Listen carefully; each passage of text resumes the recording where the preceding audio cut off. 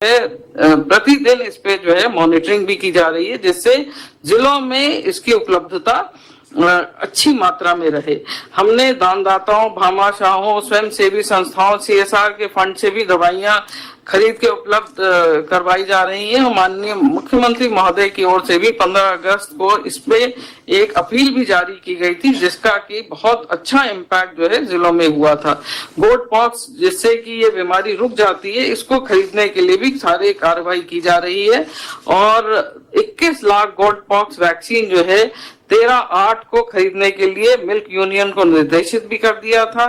और milk union द्वारा जो है कुल वैक्सीन का 50% जो है वो खरीदने के लिए उन्होंने आदेश भी कर दिए हैं और अच्छी मात्रा में जो है टीके जो है लगा भी दिए गए हैं। भारत सरकार की ओर से जो इसमें वैक्सीन के लिए जो ट्रायल होना चाहिए वो ऑलरेडी ट्रायल किया जा चुका है और ऐसा मानना है कि इसका जो है कमर्शियल प्रोडक्शन जो है 1 महीने में शुरू हो जाएगा और हमें ये भी बताया गया है कि जो ये नई वैक्सीन आएगी इसकी एफिकेसी जो है उसकी प्रतिशत काफी ज्यादा होगी। गोट पॉक्स का जो टीका है वो चिकित्सा अधिकारी की ही देखरेख में लगना नितांत आवश्यक है और इसको ये भी जो हमने आपको काफी डायरेक्शन दिए हैं, सर्कुलर इश्यू किए हैं, उसमें ये भी हमने बताया है कि जहां ये इन्फेक्शन हो गई है वहां इसका टीकाकरण जो है उस गाय को हमें नहीं करना है। समय समय पर चूंकि इसकी बैठकें हमने काफी ली हैं तो ये भी देखने को मिला है कि जिन जिलों में ये फैल रहा है वहां लोग जो है अब इसको लेके काफी जागरूक हो चुके हैं और जो दवाइयां न केवल एलोपैथी बल्कि आयुर्वेदिक दवाई और जो होम्योपैथी दवाई जो बताया गया है कि ये काफी कारगर साबित हो रही है, उसका भी जो है पशुपालक जो है इनका भी इस्तेमाल कर रहे हैं। देखने में को ये मिला है कि जो गाय जो गौशाला में है या जो आवारा गाय है जो के चरने के लिए छोड़ दी जाती है, वहां देख रेख की थोड़ी सी कमी है, जिसमें हम सभी को आगे बढ़ के इसमें कार्रवाई करनी होगी और इसको निस्वार्थ भाव से कार्रवाई करके यदि हम इन गायों को भी बचा सकें तो ये हमारे लिए बहुत अच्छा होगा। मैं माननीय मंत्री महोदय प्रमोद भाया जी का भी मैं आज की बैठक में स्वागत करती हूँ।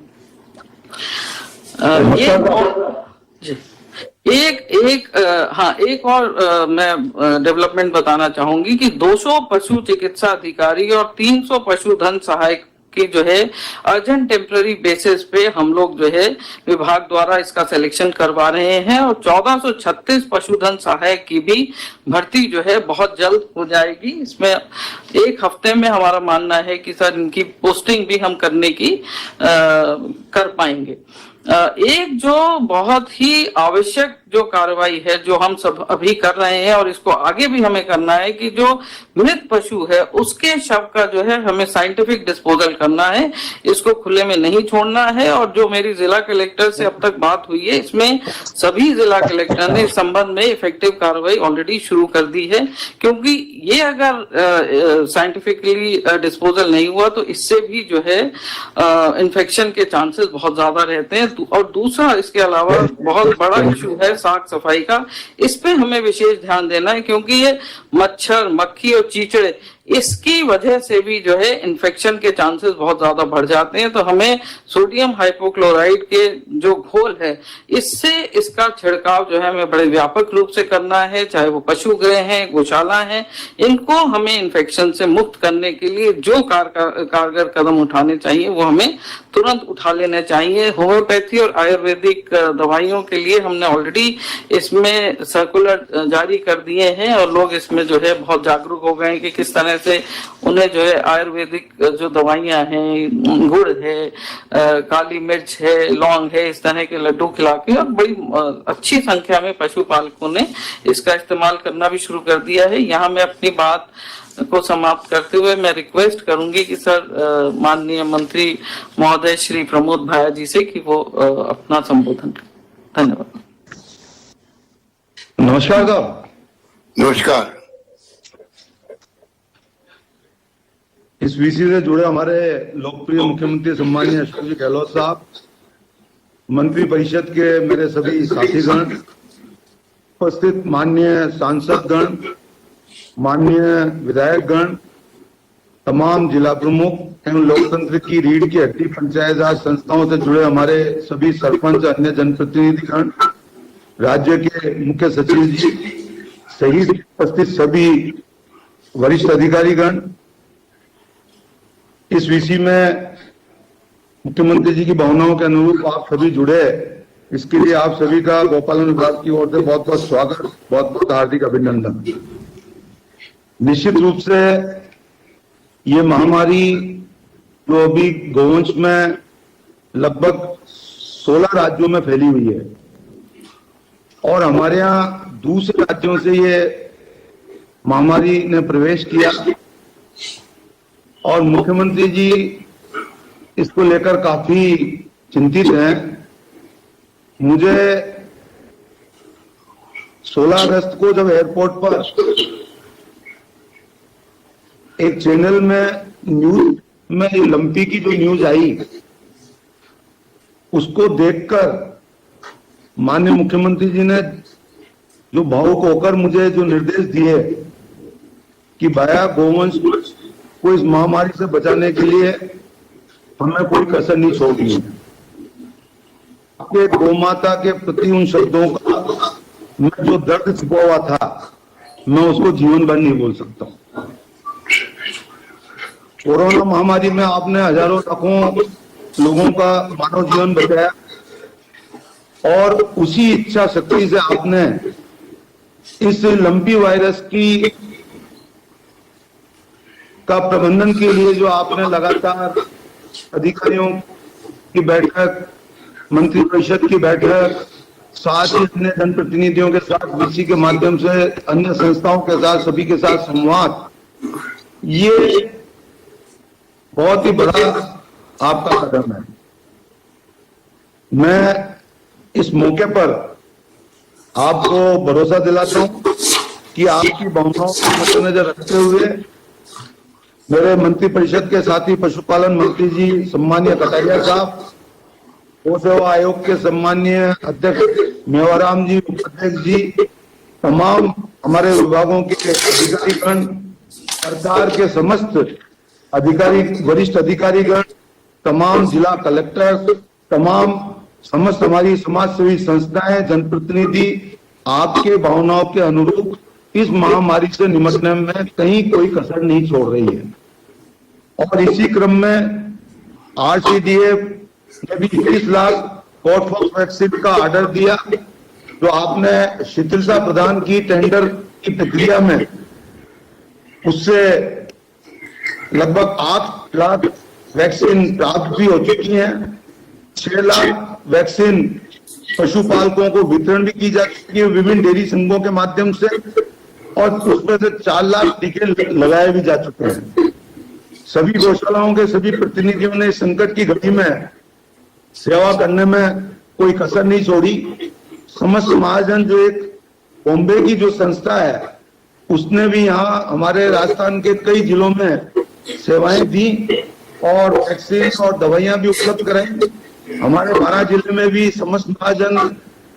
के साथ साथ श्री पार्श्वनाथ मानव सेवा चैरिटेबल ट्रस्ट, जिसकी अध्यक्ष धर्मपत्नी उर्मिला जी है, पूरे जिले की प्रत्येक गौशालाओं को में वैक्सीन कंप्लीट किया जा चुका है और हजारों आवारा गौवंशों को भी वैक्सीन दोनों संस्थाओं के द्वारा समस्त महाजनों और श्री पार्श्वनाथ मानव सेवा चैरिटेबल ट्रस्ट के माध्यम से लगाया जा चुका है। के प्रतिनिधियों का जो सम्मेलन आपके मुख्य आतिथ्य में गोपालन विभाग के माध्यम से 2000 मार्च 19 में जो आयोजित किया गया था, उसमें जो हमारी गौशालाओं के जो तमाम प्रतिनिधियों ने जो भाग लिया और उन्होंने जो भावनाएं उसमें व्यक्त की, आपने जो हमें निर्देश दिए कि हमारे गौ सेवा से जुड़े हुए प्रतिनिधियों की जो जमीन है, जो फीडबैक है, उसके अनुरूप तुरंत गोपालन विभाग को डिसीजन करने चाहिए। आपके आदेश की पालना में आपने हमारे गौशालाओं के प्रतिनिधियों की भावनाओं को मद्देनजर रखते हुए जो अनुदान पहले राजस्थान के इतिहास में जो सबसे पहले आपने ही लागू किया था, उसको बढ़ाकर छोटे पशु को 16 रुपए से बढ़ाकर आपने 20 रुपए किया और बड़े पशु को के अनुदान को 32 रुपए से बढ़ाकर 40 रुपए 6 महीनों के अनुदान का प्रोविजन आपने किया। अनुदान की जो प्रक्रिया थी गत सरकार के समय की, उसमें कई ऐसी विसंगतियां थी कि संस्थाओं के प्रतिनिधियों ने उस समय आपको अवगत कराया कि हमको ऐसा महसूस होता है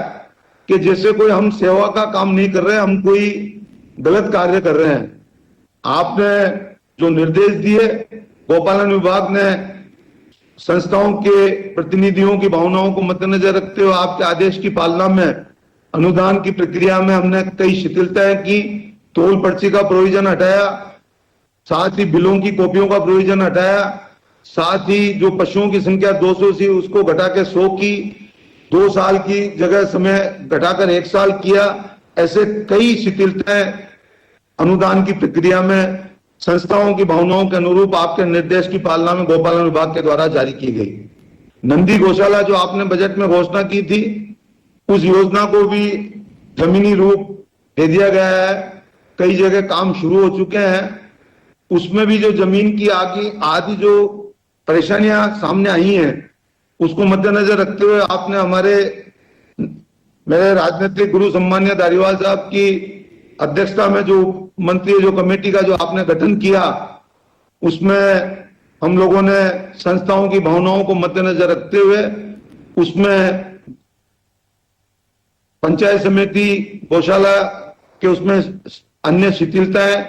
और उसके साथ साथ अन्य कई प्रभावी उसमें निर्णय किए हैं। मैं इस मौके पर आपको पुनः विश्वास दिलाता हूं कि जो आपकी भावना गोवंश के प्रति, मूक पशुओं के प्रति जो भावना है, उसी भावना के अनुरूप हम सभी लोग, सभी अधिकारीगण, सभी जनप्रतिनिधिगण, सभी संस्थाओं के प्रतिनिधिगण आपस में तालमेल बिठाकर इस महामारी में अच्छा काम कर रहे हैं और काफी इस पे कंट्रोल हुआ है।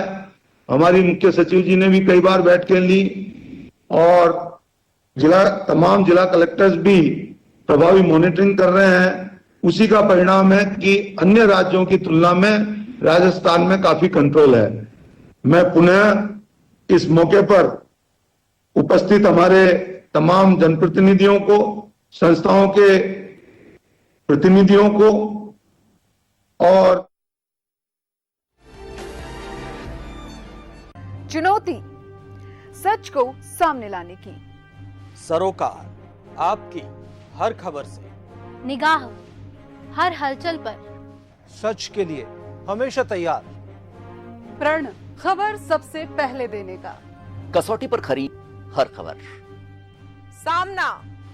हर झूठ का, संघर्ष जनता के मुद्दों का, खबर आपकी जिंदगी से जुड़ी, विश्वास आपका हम पर।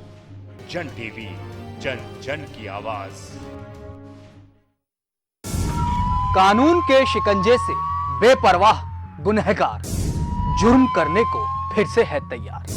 रात के सन्नाटे को चीरती इन मासूम चीखों में